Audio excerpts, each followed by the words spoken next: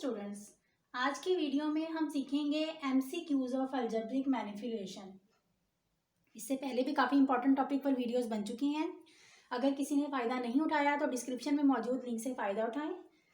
Channel को subscribe करें, like करें, शेयर करें ताकि ज़्यादा से ज़्यादा स्टूडेंट इससे फ़ायदा उठा सकें।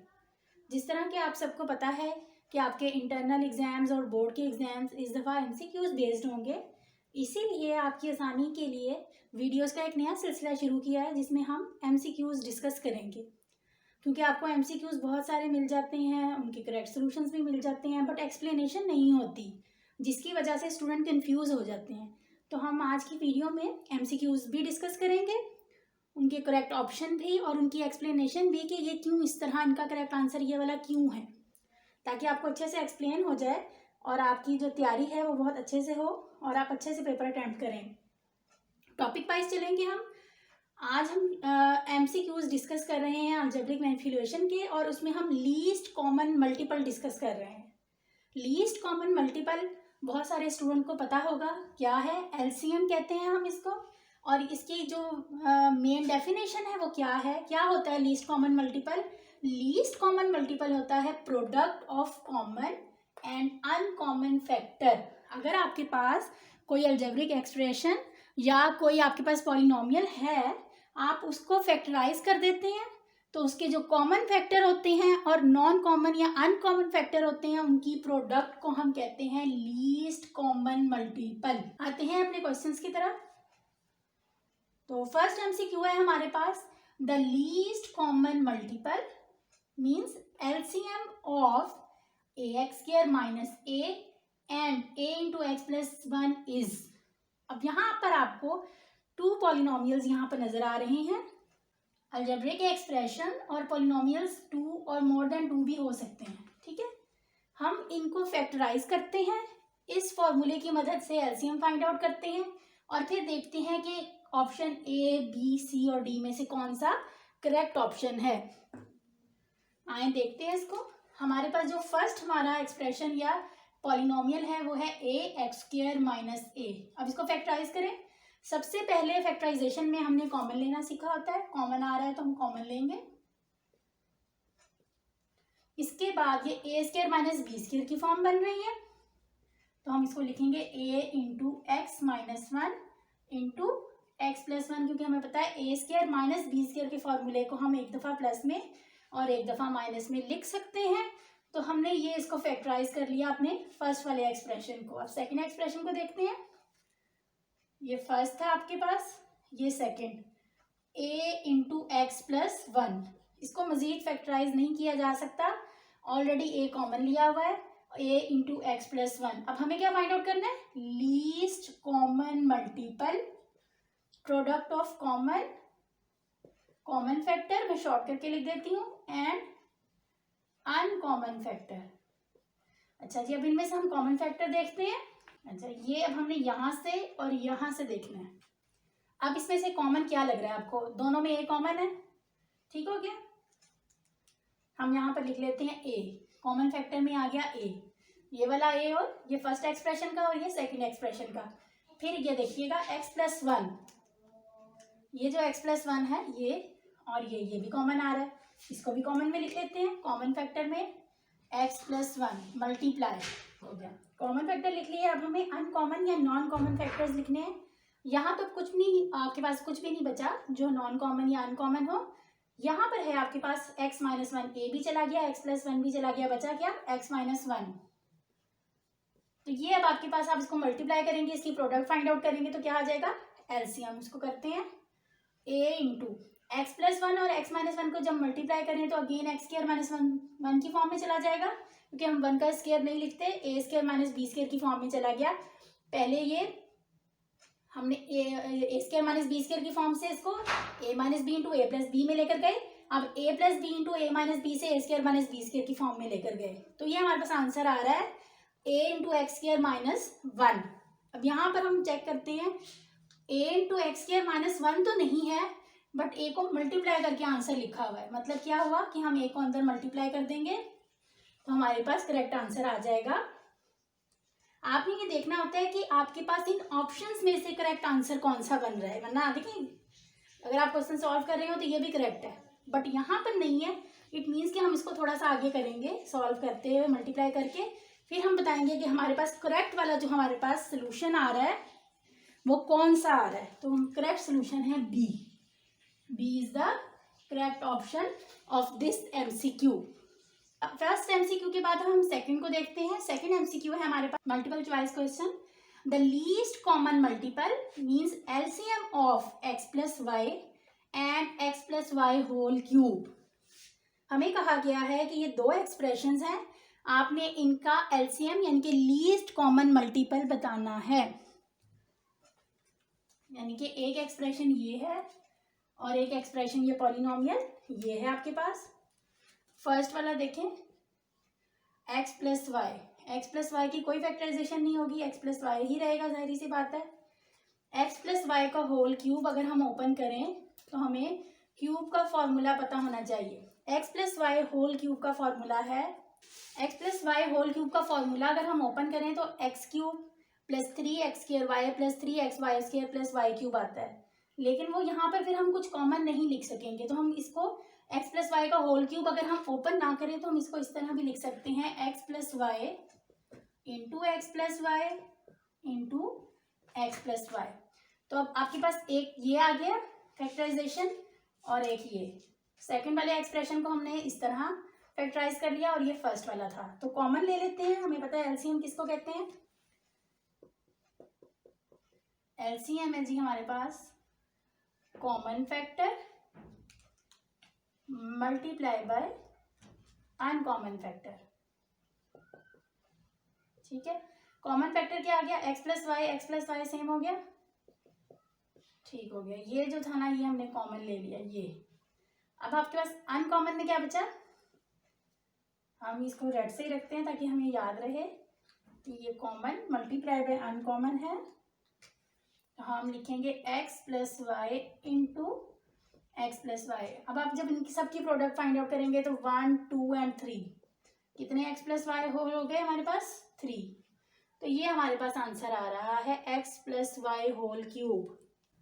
अब यहाँ पर हम अपने ऑप्शंस देखते हैं। फर्स्ट ऑप्शन है x plus Y whole cube जो कि हमारा करेक्ट सोल्यूशन आ गया है और बाकी आपके पास एक्स्ट्रा है। तो ये हमारे पास करेक्ट जो है वो आ गया option B, x plus Y whole cube. ये था सेकंड एमसीक्यू। अब थर्ड को डिस्कस करते हैं जी। तो थर्ड एमसीक्यू है हमारे पास the least common multiple of a plus b a minus b and a 4 minus b 4 is. अब आप देख रहे हैं आपके पास कितने एक्सप्रेशन है, यहाँ पे 2 अलजेब्रिक एक्सप्रेशन या 2 पॉलिनोमियल्स थे और यहाँ पर 3 है आपके पास 1 2 एंड 3। अब आपको इन तीनों में से कॉमन और अनकॉमन फैक्टर फाइंड आउट करने होंगे। फर्स्ट वाला देख लेते हैं। फर्स्ट वाला है जी आपके पास a प्लस बी, कोई चेंज नहीं आएगा, कोई फैक्टराइजेशन नहीं हो सकती। सेकंड वाले पर भी कोई फैक्टराइजेशन नहीं हो सकती। और जो थर्ड वाला है उस पर फैक्टराइजेशन अप्लाई होगी। a4 माइनस b4 को हम लिख सकते हैं a square whole square minus B square whole square, यानी a square minus B square की फॉर्म में लिखा हमने इसको। फिर हम इसको लिख सकते हैं एक दफ़ा प्लस में और एक दफ़ा माइनस में। तो हमने इसको लिख लिया। अगेन ये तो आपको पता है A square plus B square की मजीद कोई फैक्टराइजेशन नहीं है, but A square minus B square की है। दोबारा से हम इसको एक दफ़ा प्लस में और एक दफ़ा माइनस में लिख सकते हैं। ये कंप्लीटली फैक्टराइज हो गया आपके पास a4 minus b4, a plus B into A minus B into a square plus B square. अब आपके पास ये है और ये है।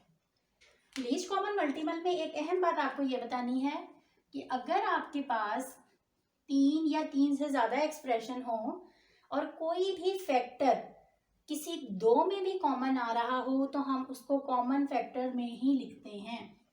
अगेन रिपीट करती हूँ, लीस्ट कॉमन मल्टीपल में अगर आपके पास 2 से ज़्यादा पॉलिनोमियल या अलजेब्रिक एक्सप्रेशन है तो आपके पास 2 में भी अगर कोई कॉमन फैक्टर आता है तो आप उसको कॉमन फैक्टर में ही लिखेंगे।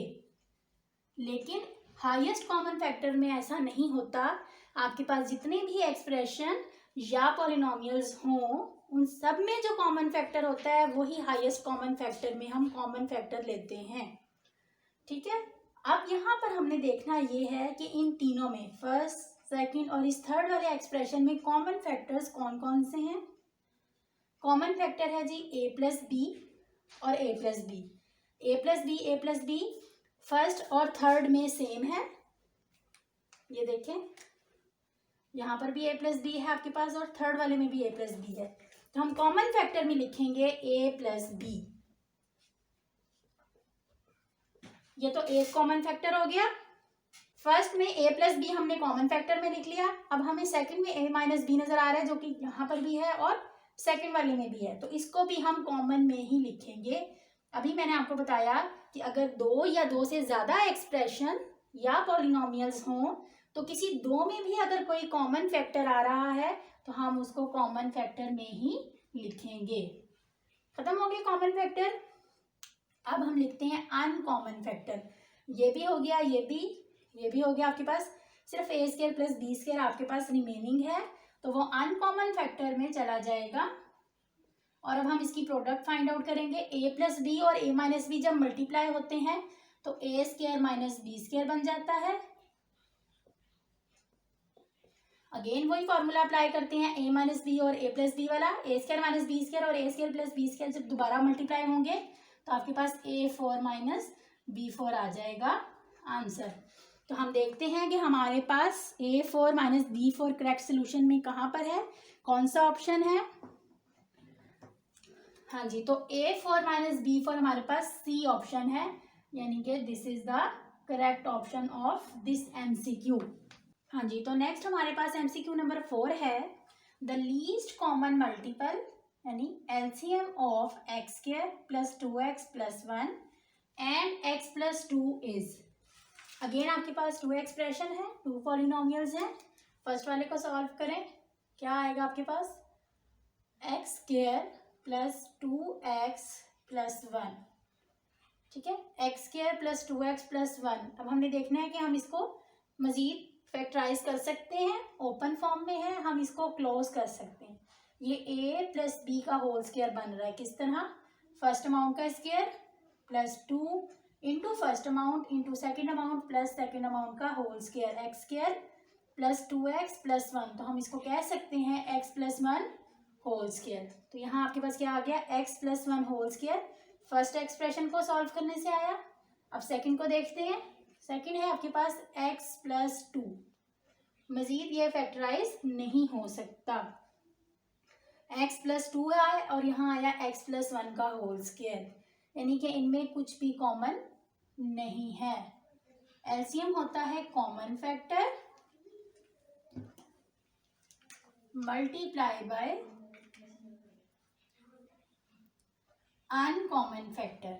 तो कॉमन फैक्टर में तो यहाँ कुछ भी नहीं आया, सिर्फ अनकॉमन फैक्टर है। क्या क्या, x प्लस 2 और इसको हमने सॉल्व किया था x प्लस 1 का स्क्वायर। तो यहाँ पर अब हम देखेंगे, यानी कि हमारा जो एलसीएम है, हमारा जो एलसीएम आया x plus 2 into x plus 1 का स्क्वायर। तो हम देखते हैं कि क्या इस तरह का कोई ऑप्शन है। फर्स्ट ऑप्शन है 1 x plus 2 x square plus 2x plus 1 x plus 2 into x square plus 2x plus 1। तो ऑप्शन में इसको क्लोज फॉर्म में नहीं लिखा हुआ, ओपन फॉर्म में ही लिखा हुआ है। x plus 2 into x plus 1 को ओपन कर दें तो x square plus 2x plus 1 बनता है। मतलब हमने ऑप्शंस देखने हैं। एलसीएम तो ये भी बिल्कुल ठीक है, लेकिन ऑप्शन में नहीं है, तो हम ऑप्शन ये वाला ही लेंगे, x square plus 2x plus 1 वाला। यानी हमारे पास करेक्ट ऑप्शन आया डी ऑप्शन, x plus 2 into x square plus 2x plus 1। तो MCQ नंबर 4 का करेक्ट ऑप्शन बना डी। नेक्स्ट है हमारे पास MCQ number 5 the least common multiple of 3 into x plus 5 whole square and 15 into x plus 5। क्या होगा हमारे पास इनका लीस्ट कॉमन मल्टीपल। फर्स्ट वाले को देख लेते हैं।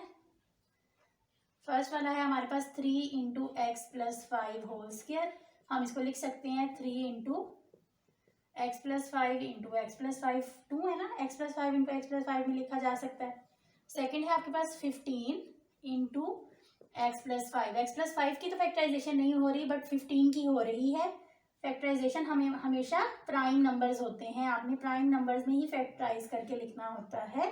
प्राइम नंबर्स वो नंबर्स होते हैं जिनके 2 ही डिवाइजर होते हैं 1 एंड इटसेल्फ, यानी कि 3 multiply by 5 into x plus 5। तो ये हमने फैक्टराइज कर दिया। ये हमारा फर्स्ट एक्सप्रेशन रहा और ये हमारा सेकंड। अब हम इनका एलसीएम ले लेते हैं। Common factor multiply by uncommon factor. तो कॉमन फैक्टर में देखें क्या आ रहा है हमारे पास, एक तो x प्लस 5 आ रहा है और एक 3 आ रहा है, ये कॉमन में आ रहा है। तो यहाँ हम लिख लेते हैं कॉमन फैक्टर में 3 इंटू एक्स प्लस 5 मल्टीप्लाई किसके साथ होगा, क्या बचा आपके पास, ये 5 और ये एक x प्लस 5 जो बच गया था आपके पास।